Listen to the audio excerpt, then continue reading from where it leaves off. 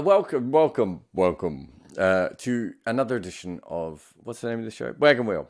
Actually, you already know that because we already done an intro. So I don't need to welcome you to Wagon Wheel, but what I will say is, let's start with the questions. Pretty smooth. Nick's going to be happy with that intro. So today I asked for questions on Patreon, and but I had to record a couple of days early, and so there weren't as many people coming through on Patreon.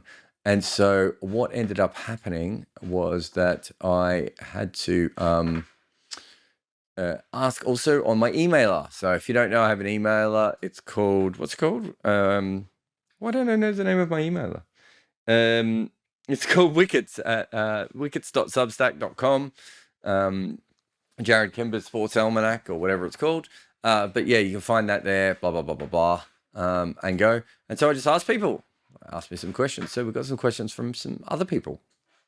But I'll get through the Patreons first because they were the first ones I opened and I seem to have made the font bigger. James says, in the first season of World Series cricket, the West Indies players were eligible to be picked for the World 11 Super Tests.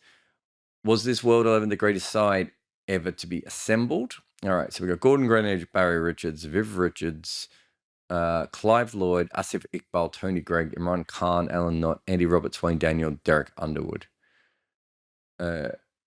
Roy Fredericks, Mike Proctor, and Joel Garner played in the first test, but were arrested for this one. Zahir Abbas played in the third Super Test, not the first two. I don't know if this is the best team ever assembled. Because of Tony Greig and Imran Khan, it has more bowling than a West Indies or an Australian great team would have. The top three is incredible. But how do we really feel about Lloyd at 4, Asif Iqbal at 5, Tony Greig at 6, and Imran Khan at 7? Alan Knott. It's good. I think there's been teams with stronger than that. And then you've got Andy Roberts, Wayne Daniel, and Derek Underwood. Again, all very good players, but I'm not sure. I mean, I'm certain that there's been better World 11s picked. Now, whether they've been picked for test matches is interesting. But I do wonder if the very strongest 11 of West Indies or Australia might pip this anyway. Just even, yeah. It's very interesting.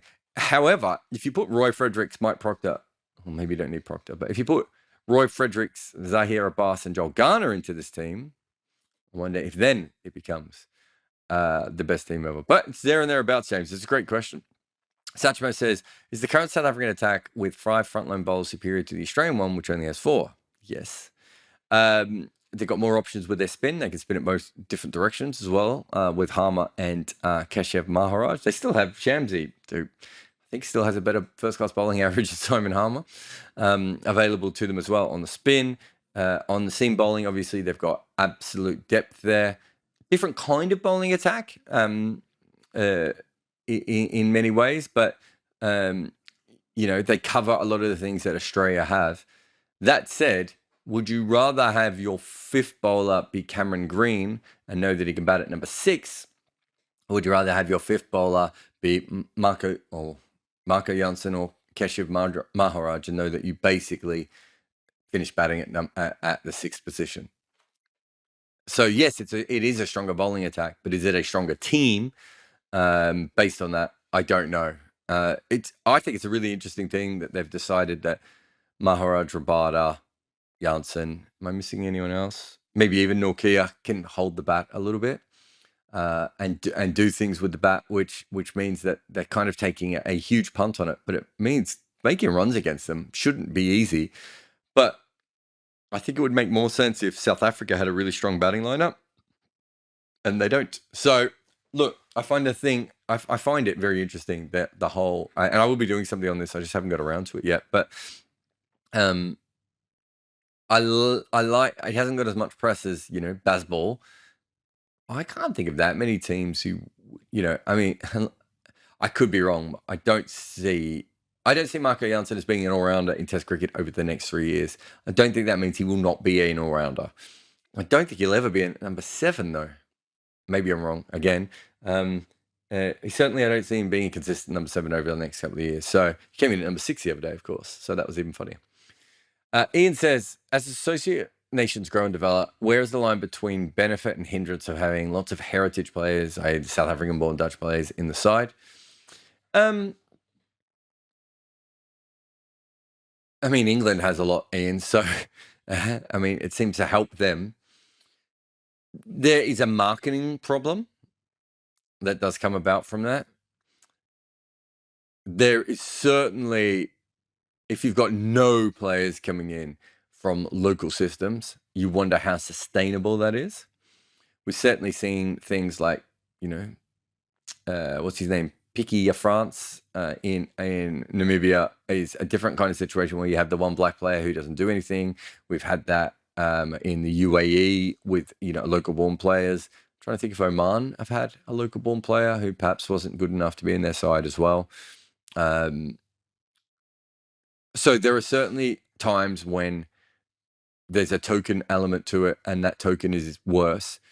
But I think if a team is developing, chances are it's going to be developing at least in part because of the that cricket is getting bigger in that country. As cricket gets bigger in that country, more people will come in to play cricket in that country. More of them will be naturalized, or the situation of the Dutch team, the Irish team, the Scottish team.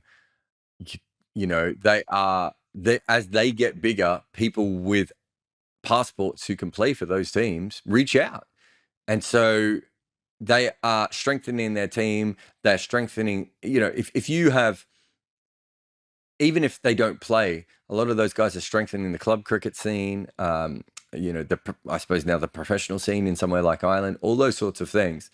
I do understand what you're saying, Ian, but realistically the best thing to do is get cricket really strong. In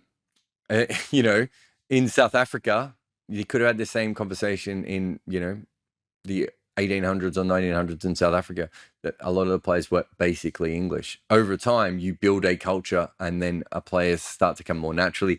Having said all that, A, international cricket may be dying, but B, the way the world is now, I think that all those teams will continue to get players from overseas. So I don't think that will ever stop anymore, if we're being honest.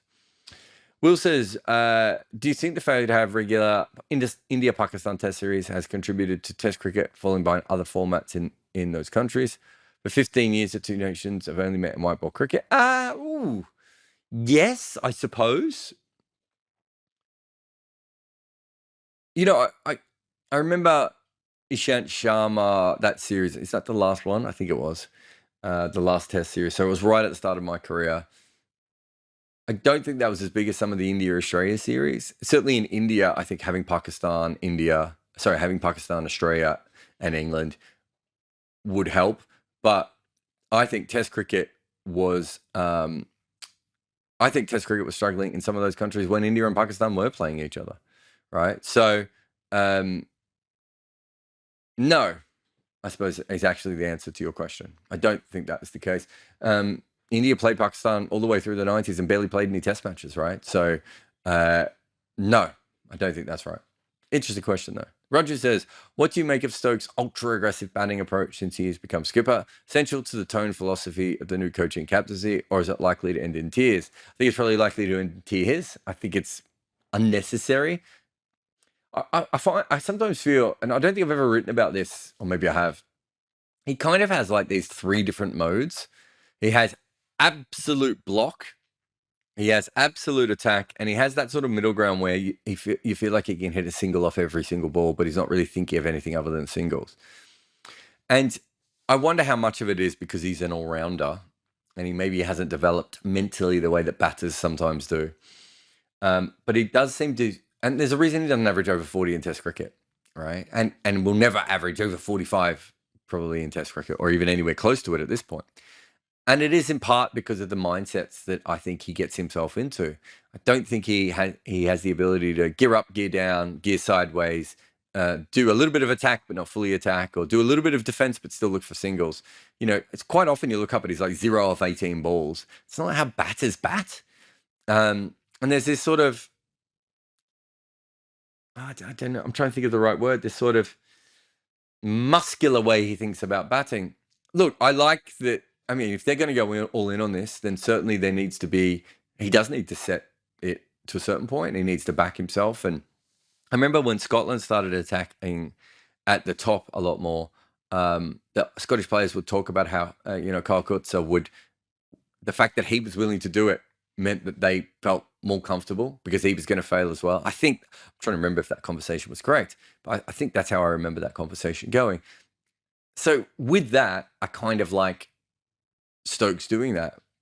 But I don't think they're getting as many runs out of him as they should be at the moment because, the Shardul Thakur shot is the one that sticks out for me. Shardul gives you so many runs. I don't know why you would need to play him in that way. There are bowlers that maybe he does need to attack Stokes. So, yeah, I think at this stage it's bordering on reckless. But let's say he's reckless for 7 tests and they win 5 of them, right? But it actually does change the tone of the team. That's probably worth it. I think that's fair. Aditya says, how do you judge Michael Clarke's career? He had one of the best starts to his test career in recent memory. His peak in 2012 was better than others, but still doesn't figure in the great Australian test batters discussion. Does he in a tier below Bradman, Smith, Ponting?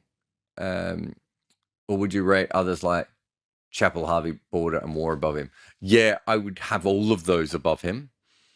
I certainly wouldn't have him in the Bradman, Smith, Ponting area. I think if you look back at his career now, his numbers are inflated by the fact he basically only batted in the best era for batting. I think he worked everything out very late in his career, and he was spectacular when he did that. But I think if you look at the majority of the other players then, perhaps War aside, they were good for they were outstanding for a huge part of their career and played for very long careers. What else do I think about Michael Clarke? I think he didn't move up the order, which is probably something you could say for maybe for War and Border. I think that's right. I can't remember if Border how often he batted higher up in the order. One thing I would say for Clarke is I thought he batted exceptionally with a bad back in a way that Michael Atherton could not. Really hard. There's a certain point where your back sort of goes as a batter. And it is very, very hard for for batters to continue to bat at their same level. So I think that he did that very well. But yeah, I don't think there's a single player that you've mentioned there, considering the easy batting era that he had, the easier ride he had into the team than some of those other players as well. And everything, and the easier batting position than he had than some of those players. I don't think he's above them. So where do you rank him then? You probably have him on a similar level to, let's say, Matthew Hayden. I'm trying to think, maybe someone like Sid Barnes, who we didn't quite see the best of. But we certainly know that he was a fantastic player. Maybe on that Clem Hill level. Better than Ian Chappell with the bat, probably. All things considered. But maybe Ian Chappell got more out of himself. And of course, if you look at Ian Chappell's record, you have to factor in the fact that a lot of his best batting was done outside of Test cricket, sadly for him. But yeah, no, I think he's certainly, for me, he's outside that top tier. I think he had more talent than some of those players in that top tier. I think it took him a long time to work out the mental side of things, consistent run scoring side of things, and to fulfill his top level talent. But I do give him extra credit for the ability to play with a bad bat, because I know how much it restricts a lot of top level players. James says, can ball tampering be confidently inferred from changes in ball tracking data? And if it can, is there a lot of it going on officially undetected? Yeah, ball tracking data, yes, I suppose. I think CricViz might have done something on this, that there's absolutely no doubt that the ball is reverse swinging less than it used to, but that's also because teams are preparing it for a wobble ball now, and they don't want it to go dodgy on one side. They want the seam to be the most important thing.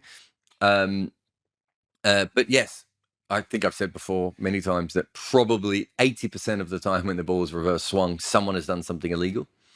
It doesn't always happen. There are pitches that help it. It sometimes, there are stories of it happening not naturally, but almost naturally.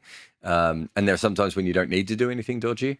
But having talked to many of the world's best bowlers who have done reverse swing, they'll tell you that usually something happens to the ball that is not completely within the laws of the game. Of the international players you've met, which ones have the greatest contrast between their on and off-field personalities? Ooh, okay. Wow. Interesting question from James there.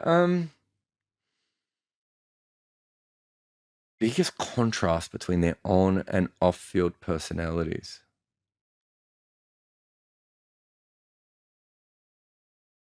I mean, Raul Dravid comes to mind, but in some ways he's still Raul Dravid off the field.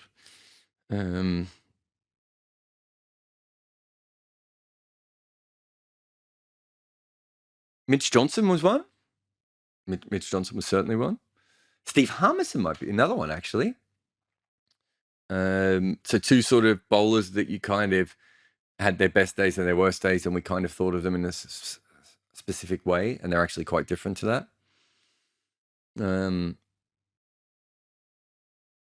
Dirk Nannes might be another. There's a lot of fast bowlers in there. And maybe it's something to do with fast bowlers. Those are probably the three off the top of my head that maybe come across. I'm trying to think of anyone else. It's a really interesting question, James. I'm sorry I can't give you a better answer there, but thank you so much for the question. All right, let's get across to the questions from my Substack.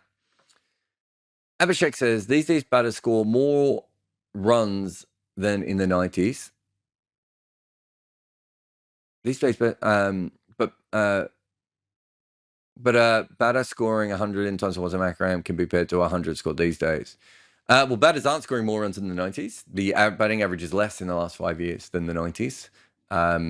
The period from 2000 to 2016, or 2017, sorry.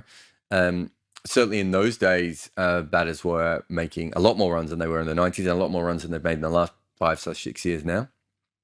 So yes, I think in that period, that kind of goes back to the Michael Clark thing. I think it was a lot harder to average 50 in the 90s and average 50 in the last 5 years than it was between 2000 and 2017. So that's kind of what we do. So you ask here if the bowling is less. I don't think the bowling is less. I think we have a great crop of bowlers, but clearly something has changed. I think the wobble ball has changed. I think analysis has changed, fitness. We don't have as many overs bowled by, fifth bowlers bowling between the 65th over and the 80th over anymore, partly because of fitness, partly because of the way that we structure teams. So there's a lot of changes. But yes, you should contextualize. I think we have a lot of bowlers with incredible records from the 90s, for instance, and a lot of batters that you look at their averages and they don't look as good. The 80s is another perfect example of this. And I think it's fair to say that those two were more bowler-friendly periods. And then you have other periods, let's say the 1930s, 1920s, 1930s, when batters made a lot of runs and bowlers didn't particularly dominate. So you probably have to you have to factor that in when you're looking at batting eras. Eras of players. I can't remember who it was, but there's a player that I looked at recently. Was it Kumar Sangakkara, whose career almost perfectly overlapped with the peak batting era? We still know Kumar Sangakkara would have been really good, but instead of averaging, high 50s, does he average mid 50s or low 50s in another era? And, Martin Crowe and Javed Miandad, Viv Richards, those sorts of players, if they played in the better batting eras, would their numbers be pumped up, and vice versa for bowlers? Hope that helps you, Abhishek.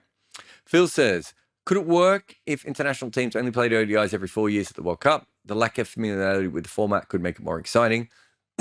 Yeah, I'm assuming you're not Phil Knight, the Nike executive, but yes, Phil, definitely. I think there'll still be friendlies, and I think teams will still play warm-up events. There'll still be list A cricket, at least for now.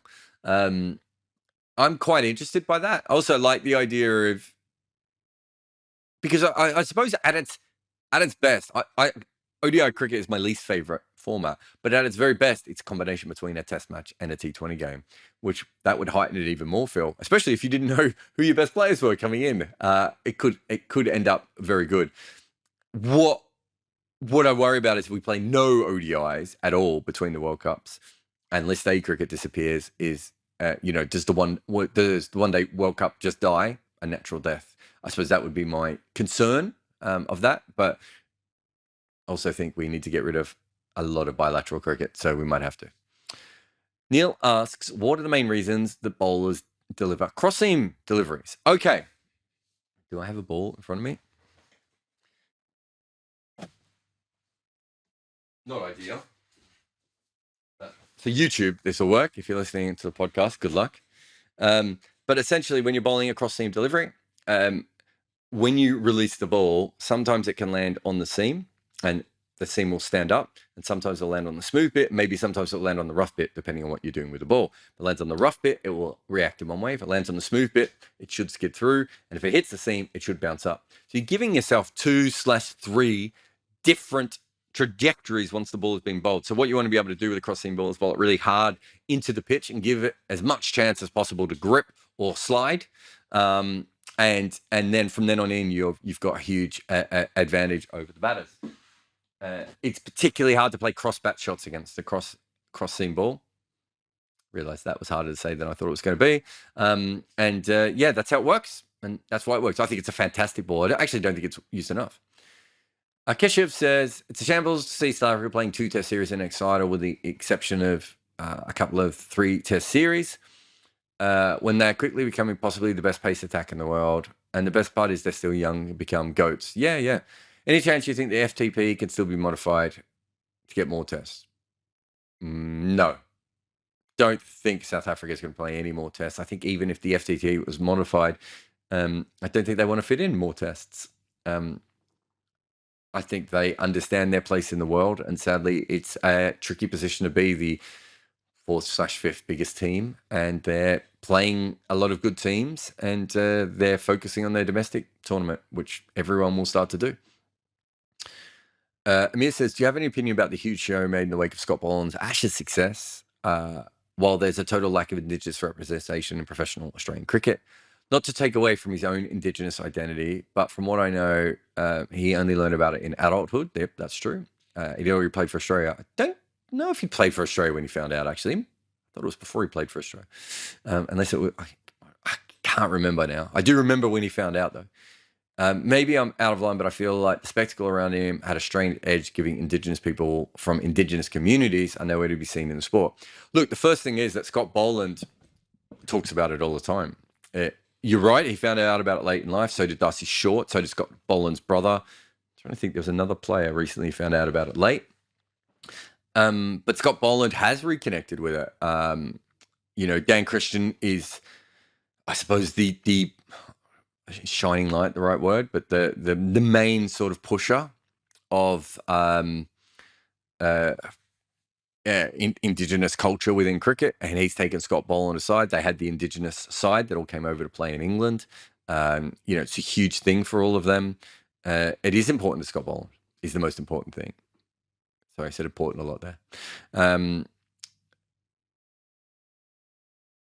You're right in saying that perhaps people from Indigenous communities, which Scott Boland hasn't been traditionally part of, have been excluded from the game. But we do have Jason Gillespie, Dan Christian, Darcy Short, Scott Boland, Ashley Gardner. Am I missing anyone else? Of recent times who have come through. And so it kind of feels a bit silly to not make a point of those players now that we do have more Indigenous players playing for Australia or playing professionally in Australia regularly. But yes, if you want the historical take, Australia basically did everything they could to make sure the Indigenous people didn't become a part of the sport. And if you watch Aussie Rules football, you realize what a mistake that was. And I think Scott Boland and Cricket Australia specifically pushing Scott Boland is just a part of trying to right some wrongs. And I can see why, from your perspective, it doesn't look, it is what it is, right? It's a guy who has quite fair skin, who found out very late in life. But Scott Boland does, he's a proud Indigenous man, and it is part of his journey. And I don't think it's fair to say that he shouldn't be allowed to say it just because it's not the way that we would want it to be traditionally.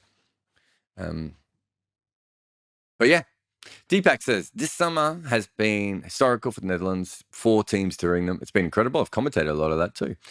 They might not have won anything, but some of the matches were incredibly close. They certainly should have won some matches of the ones that I commentated. It's great learning experience for them, but with the ODI Super League being scrapped in the next FTP cycle, teams will no longer be obligated to play all the teams, and the number of matches played by all teams will no longer be similar. I think associate teams will be worse affected by this. Yeah. Look, I don't think the ODI Super League as it was constructed was good for overall cricket, but I think it was fantastic for Ireland and the Netherlands. And these are incredible summers for those two teams, and we might never see anything like it again. From that perspective, it's a real shame. It's also a real shame that Netherlands couldn't field their full strength team for many different reasons all the way through. But yes, I do think it will.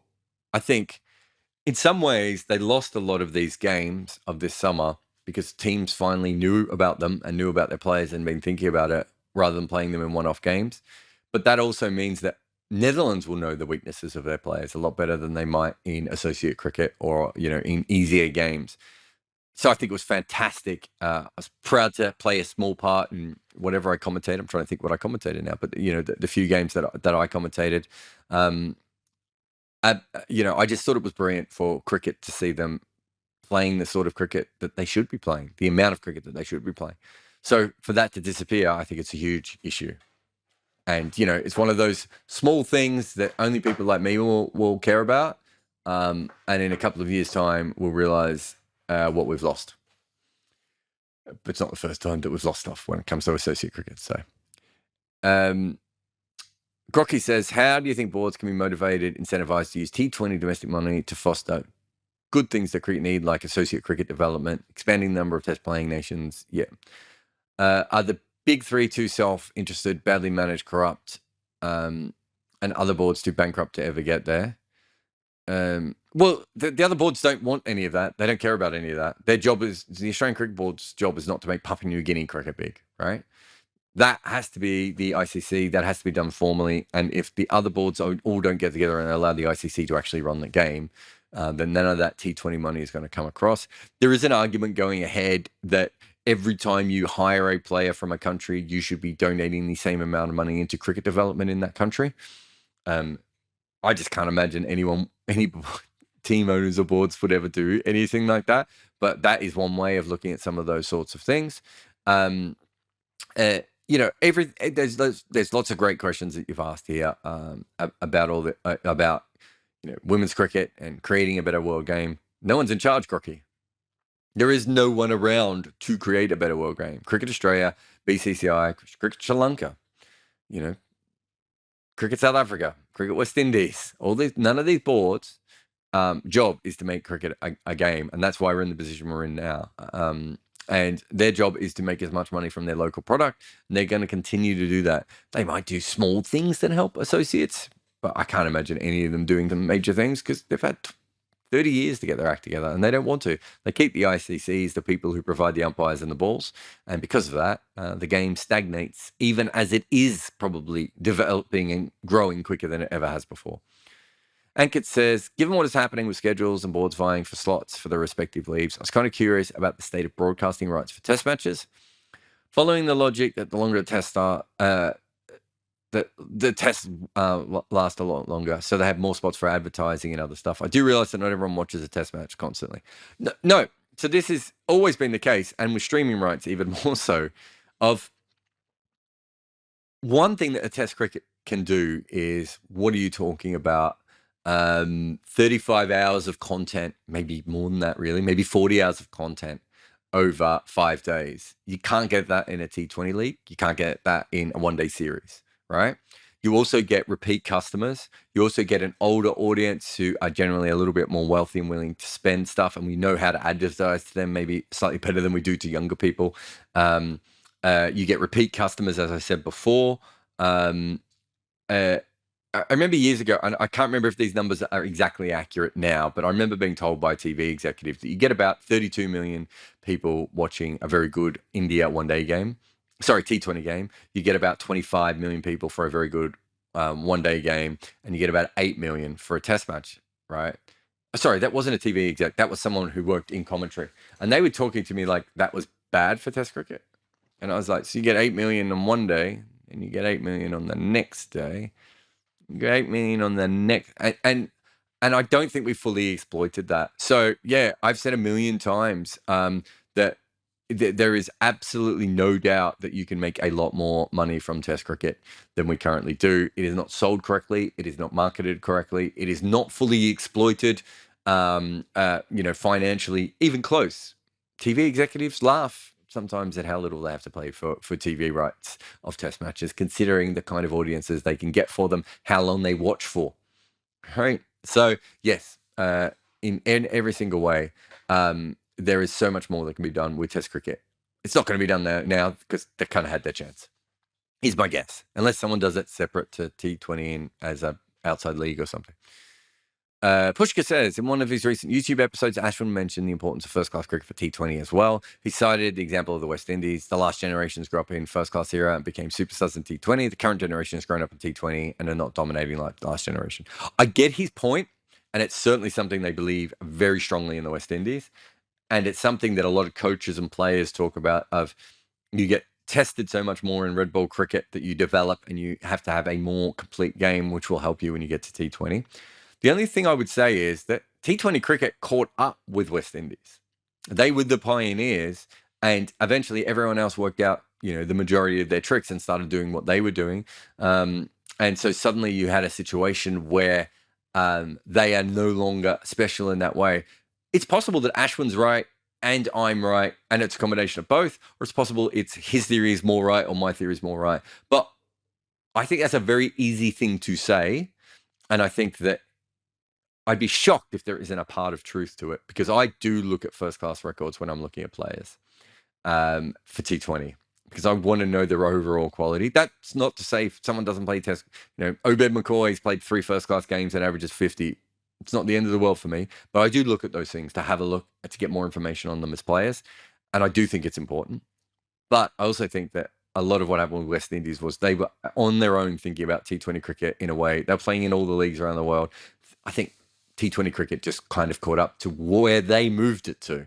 And part of the other thing was that I think when analysis came along, there are more weaknesses in that get exploited now. Whereas I think in the early part of that West Indies dominance, we probably didn't know as much about the individual weaknesses of players, which meant that if they were limited players, and even some of the players he's talking about, Karen Pollard is a very good first-class player, but still a limited first-class player, that was probably easier to exploit those levels of players as more T20 cricket is being played with West Indies, and we get smarter the way that we plan for the West Indians and all that sort of stuff. I think it all plays a part.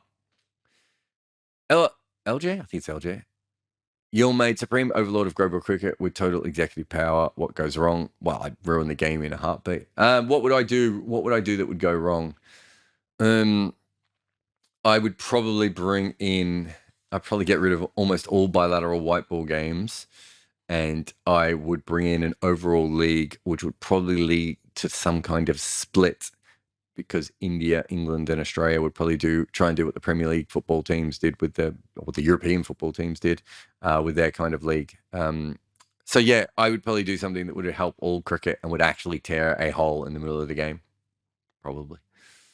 Oren says, given the excellent book by David Woodhouse about England's tour of 1953-54, maybe you think if there are other amazing series or that haven't been talked about a lot. Look, yes. The problem is that if England aren't involved, the level of writing about some of these series is really bad. Say what you want for England, but having 93 newspapers is a huge advantage, and having a better market so that you can send all these people around. I still think, and I'm not sure there's a book on this, but 2 of the greatest innings of all time were played in the one series. Yeah, Hanif Mohammed and Garfield Sobers. Hanif Mohammed, the longest innings probably ever played in Test cricket, and Garfield Sobers broke the world record. Was it his first 100 as well? I think it was. Those 2, they might have even been in back-to-back tests. That's incredible. In some ways, it's kind of the birth of Pakistan and West Indies. Maybe West Indies were good before then, but maybe that sort of next generation of West Indies cricket. But Pakistan certainly, a huge moment. 2 incredible figures, 2 incredible parts of the game. That's off the top of my head, Oren, right? And I did read your question before. I'm trying to think if there's any others. But yes, I think there are, without question. There's a series, I've talked about it quite a bit before. There's a two-test series between England and Sri Lanka in 2014, I want to say, which I still think was an absolutely fascinating series. And I just don't think anyone will ever remember it. And that was involving England. So how many great series have we seen outside of that? I think Australia and South Africa played some absolute rippers. So I do believe, that there is definitely out there some incredible stories that have not been covered, but a lot of it comes down to how much information you can get. We're probably at a period where a lot of that sort of 60s, 70s, and 80s great series, the players maybe get moving on a little bit. So if you're going to want to write those books, you're going to have to write them quick. And I think with David's book, if I remember correctly, he had a lot of stuff that was written down. People wrote a lot in their books about those series and all sorts of things. You have to be lucky with that sort of situation. So it's just tough, really. When I did my book on the history of Test cricket, I really wanted to talk about more and more of those series. But you do realize that there's a reason why the major series are remembered, and it's partly because of how well chronicled they were, and it's also partly because of the markets. And then Nick says, what do you think about this? Give both sides a one more TV umpire challenge, but then the umpires must make a decision on all line calls. This would cut down dramatically on worthless delays for stumpings and runouts where it is clear what the decision should be. Well, the runouts and stumpings is completely different from okay. So you're saying take away? No, I think the runouts and the stumpings, we can actually get closer to the truth than we can for the LBWs and the caught behinds and some of the other dismissals. So I would never take that away. I'm not too worried about that at the moment, but I can see what you're saying there. You've also said, what are your favorite commentators and pundits, and what about your least favorites? I'm certainly not going to go into that, Nick. You need to find me in a bar for that. I think I wrote an article a few years ago which might hint at quite a few of those people, but it would be career suicide for me as a commentator to do that. Although, to be fair, I've committed career suicide for quite a few times and I'm still kind of standing. But there's some bad commentators. I think that's fair. But one thing I would say is, yes, there are some bad commentators in cricket. I worry more about the training. I worry more about the production. I worry more about the editorial control than I do. You pick this player because he was famous, and you bring him in, and then he doesn't do very well, but he's still famous, so he sticks around for a little while. Train them. Make them better broadcasters. Ian Chappell took me through what they used to do in Channel 9. Still never found another commentary system that is that good and that professional at training up their people. Some very good stuff that's been done for other commentary teams, especially in the last couple of years. But I look at the Americans. The Americans, before a major game, they meet up with the captain and coach and have all these one-on-ones. They get all this information. They do all this preparation the day before. It'd be fair to say that most cricket commentators don't do that. And I know it's a slightly different situation and etc. But I do think there's a lot being left on the table that could be done. William says, what one change would you make to the 100? You mean other than making it 20 balls longer? Which would probably be my first change. What one change would I make to the 100? Oh, I want it to be... I'll go back to the extra balls. And then I would have played it from 10 overs at one end and 10 overs at the other end. And I don't care if we call them overs or whatever. But that would be my original one. And having watched the 100, that would still be what I would do now. As Judd says, do team analysts have the pace filter when looking at runs scored against batter? It just depends. You can also get a lot of stuff on places like Crick Sheets, where the bowlers are filtered into medium fast, fast medium, and fast. And then if you're working with CrickViz data or any sort of Hawkeye data, you'll also have the bowling speeds as well. But publicly, no. Sorry, Ashdod. And Dre says, how secure do you think Jason Roy's future is with England with the World Cup 2 months away? He's having a pretty drab summer and the country is stacked with explosive openers. I kind of feel like they're going to back him until they get there. I could be wrong on all that, of course, but that's kind of how I look into it ahead of time. But excellent question, Dre. I just probably haven't looked into it enough. I feel that McCullum will back. I feel that McCullum will back Roy. Well, not McCullum, I suppose. Mott. That or England now, I suppose, will back Roy just because it is Jason Roy. But that doesn't mean that he will last the whole tournament. I think that's fair. I'm trying to think. Did Bairstow replace Hales and Champions Trophy? So they have done something like that before. Anyway, thank you to everyone who's asked questions. We've got some in the room as well. Tamim, are you there? Tamim Rahman. I think you got mute on, Tamim. Oh, Tamim. He's fallen asleep. There was a lot of questions today in the room. But yeah, if you want to ask a question, certainly, and you're in the room at the moment, I see there's quite a few of you there. Put your hand up. Oh, Keshuv's here. Keshuv, what's your question, mate? Hi, Jarrod. I actually asked you a question on that online thing as well today. So just an extension of that. Do you think with the new FTP, CSA has probably robbed Rabada of 100 deaths, 500 wickets? No. You think he'll still be able to get there? No. I think he'll play T20 cricket. Okay. So as I asked in the question previously as well.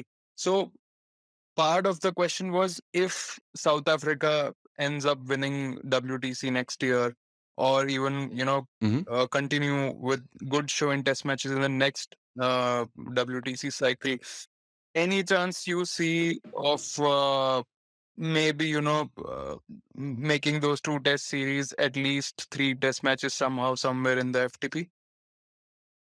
No. They're not making them any money, mate. You keep thinking that good cricket is what matters. Why do you think good cricket is what matters? This is about finance. This is about markets, right? It's not about good cricket. When we were doing Death of a Gentleman, Mike Atherton wrote this piece. We were at a press conference and we were asking some questions for the movie. And Athers wrote this big piece about how we're making a movie about the death of Test cricket. But actually, there's been a lot of great Test matches played recently, so it doesn't make any sense to talk about the death of Test cricket. And I went up to Athers afterwards and I said, you think good Test cricket is what will save Test cricket? Because that's not no one who's in the boardrooms seems to care about good Test cricket. They literally, we spent a decade and a half with the flattest batting pitches of all time, and no one gave a shit. Right? They're not marketing it. So even if it's a good Test match, okay, it gets some extra publicity. Doesn't get spun into the next one, does it? There's no promotion of Test cricket. They're not trying to make money off of Test cricket. Doesn't matter if it's a good Test match or a bad Test match. Ultimately, it should. And if they were running cricket correctly, it would. But as we sit here and talk to each other, it doesn't matter. They've already made their decision. Yeah, I mean, I could understand against smaller nations, but up until I think 2018-19, at least against big three, they used to have 4 test series. I vividly remember, and they used to have sellout crowds on Boxing Day and New Year's test matches. So that was probably one of the factors. I thought they might at least have longer series. They have, I think, in 2026. Oh, well, just to stop you, they actually stopped playing the Boxing Day Test at one stage to play a T20 one year, didn't they? Yeah. They did. So that tells you everything you need to know, right? They were already aware that they couldn't make money off Test cricket then, and that was years ago when they were still, as you said, probably the 4th biggest nation and not that far away. There's no money in South Africa. That's why all their players are leaving. They will continue to produce great players. A lot of them will play for South Africa, we hope. Hopefully, for some of them will have long careers. We don't know what the future of international cricket is, but it seems to be going more towards franchise cricket. But this whole idea that they play good cricket and that means that they're going to get more tests, I don't think that stands up anymore. It did up until maybe one day cricket took over. After one day cricket took over, I don't think playing good tests. Put it this way, it would be hard to say that Bangladesh hasn't improved, and it would be hard to say that New Zealand hasn't been brilliant over the last couple of years. Have they started getting 4 and 5 test match series in New Zealand? And have Bangladesh started getting 3 and 4 test match series? No. No one cares. No one's in charge of test cricket. There is no one in charge of test cricket to begin with, right? So it's not like there's someone there going, oh, they're getting good now, we'll give them more games. It's up to the boards, and the boards don't care. How much of a hand do you think India can play in this? I mean, all the talk of being the flag bearer of Test cricket and how much they care about it with Virat Kohli and everything that's gone down in the last few years. I mean, also with the involvement of India in the new South African League, do you think if India would have been interested in playing them in 3 or 4 Test matches, South Africa would have said no? No, if India would have done it, they would have done it. That goes back to your finance thing, because they would make money then. Right? But if Pakistan said to them, we want to play you in a 5-test series in South Africa would be like, no, of course not. We can't afford that. We're not going to make our money back. Go away. Yeah, that's why I said India, because I remember in 2015 we played a 4-test series against them. Then it got cut down to 3-test series, and now it's 2. So that's the thing. Yeah, I think for whatever reason, South African cricket still sells a little bit in Australia, and certainly sells a little bit in England. And so that's probably keeping them on with the 3-test series that they have available to them. But if India said we want to play a 17-test series against you in South Africa would be like, great, when do we sign up? Because they would make money from that. But they're not making money from everything else. You got to, that it's not about good cricket. If it was about good cricket, the team who New Zealand would have a lot more tests in this cycle than they did before, right? They would suddenly have an extra 50% of tests, and Bangladesh would have got a lot of extra tests, and maybe Sri Lanka would play less tests. That's not how it works, mate. But thank you for your question. Or questions, because you asked them before as well, didn't you? I see there's a bunch of written questions in the chat. I will get to them, but if you do want to put your hand up and ask the exact same question, feel free, because I have heard my voice more than I want to in the last 51 minutes.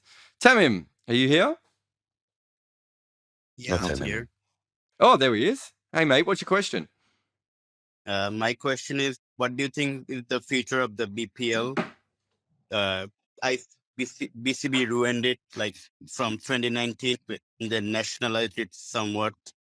But it was a really good league in 2016 to 2018. What are your thoughts on the BPL? I mean, what you just said is completely true. They, at that point, West Indian players specifically were picking the BPL. Did AB might have played there one year as well over the Big Bash. It was setting itself up to be a really good league. And the board, Bangladesh board, completely lost the plot, didn't they? And they decided to run it themselves. From the moment they ran it themselves, it's been a shit show. No one respects it anymore. No one really, I was getting offers to work in it all the time. As far as I can tell, I don't even know what the level of analysis is over there anymore, but everything seems to have dropped off. It's a real shame. And now the problem is, let's say they get their act together, Tamim, and they're like, great, okay, let's do this. Well, now they're going up against the South African and the UAE League, who are starting ahead of them, right? I always thought the BPL was a really interesting league and could have been brilliant. And I fear now its best case scenario is being a very successful league in Bangladesh, but no one outside of Bangladesh giving two shits about it. Or it becomes another feeder league to the IPL when they open up team ownership, which they'll eventually have to do now because they've shown that they can't make a great league without the team owners. Yeah. Okay, thank you. Bye. No worries.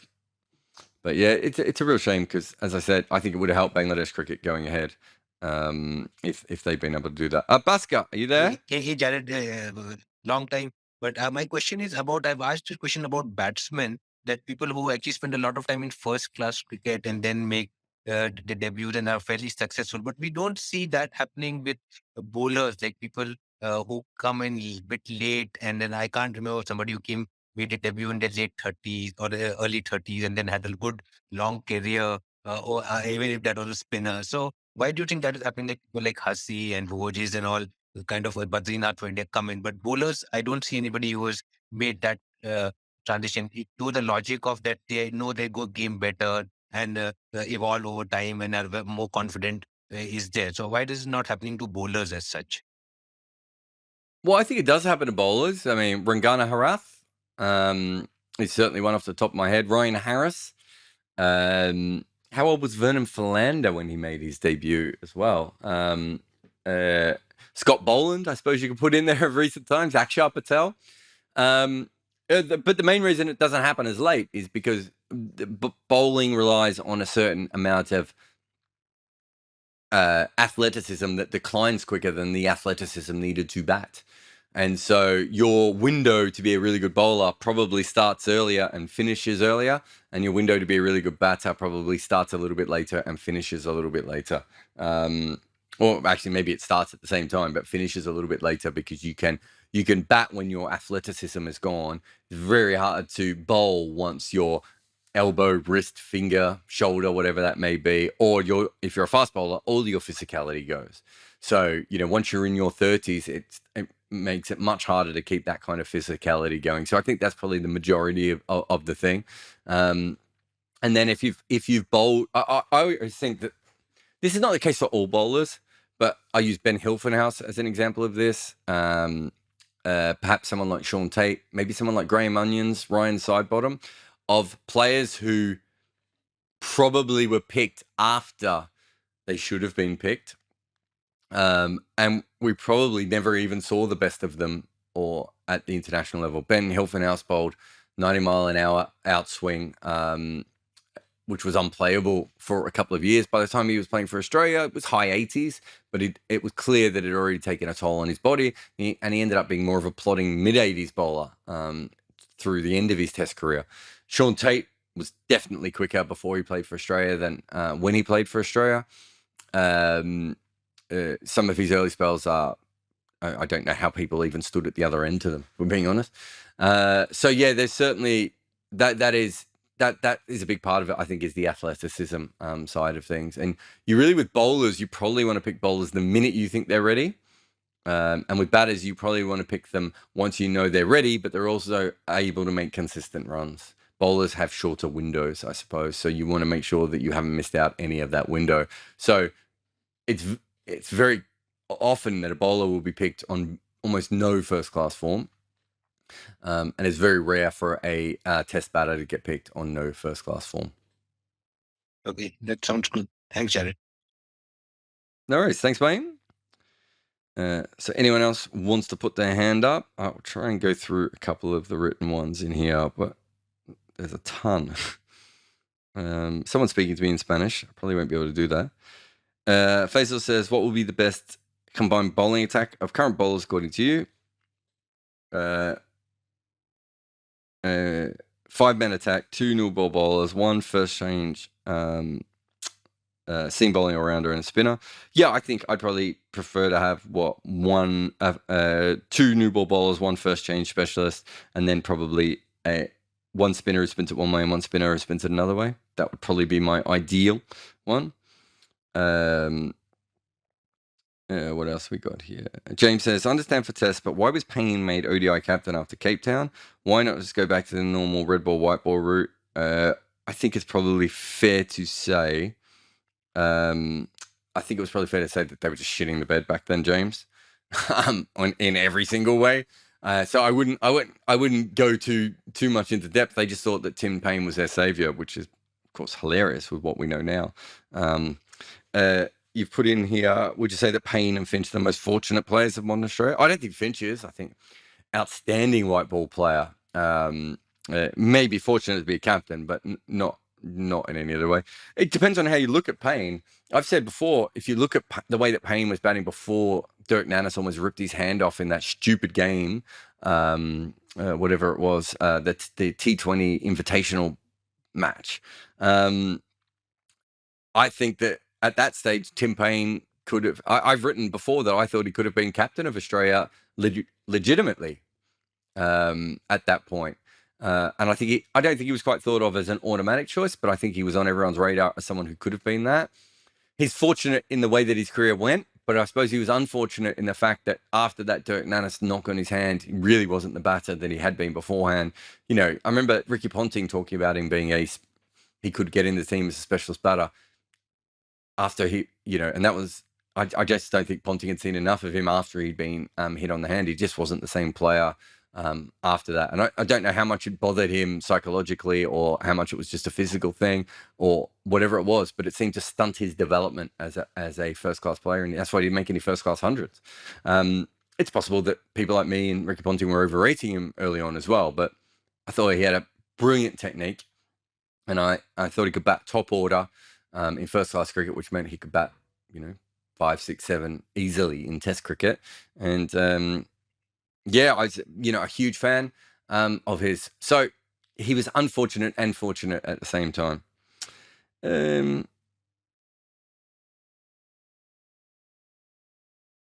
But yeah, so there is. I think I've gone through all the questions here. So if anyone has a last speaker request, I'm trying to think what's coming up. We've got a video on Bradman, which I think was supposed to come up this week and wasn't. And what else have I got? Did a little bit on the Bazball thing. So if you're listening live, that will be up shortly. We've got a big Stuart Broad project soon, which we're having fun with, which is like a 3-part series on Stuart Broad. And just one last question for the day is from Abdullah. Abdullah, you there? Oh dear. Abdullah, are you there? Oh, Abdullah, that has not quite worked. Try that one more time. Let's see if we can get you on the device. Abdullah is trying again. You there this time, mate? Oh dear. Just gonna have to. You might just have to hold that one for another time because you don't seem to be connecting today. Oh, the joys of Spotify Live. But thank you to everyone who asked questions today. It was fun to open up the Substack email list and allow everyone to do that. But thanks to the Patreon people as ever, and really nice room today. Lots of people in the room for Spotify Live as well. One thing I would like to say is, you know, if you're enjoying the podcast, remember we've got the 99.94 network going. We've got India on 99.94. We've got England on 99.94. We've got South Africa on 99.94. I'm missing some. West Indies on 99.94. More teams to follow. The more that you support the podcasts, the more podcasts that we can put out. We're hoping, you know, in the next couple of months to have all the major test playing nations covered one way or another. But it's a slow graft, and you know, and we're still doing it. But the more listens, the more subscriptions, the more reviews, everything you do, that all helps us massively. If you follow the 99.94 Twitter and Instagram accounts, that helps us. And also just downloading the app. So if you haven't downloaded the app, do that. You know, it's getting more and more content on it all the time. But a huge thanks to everyone who came in the room today. Huge thanks to everyone on Substack, and of course to the lovely Patreon questions. We'll talk to you again next time.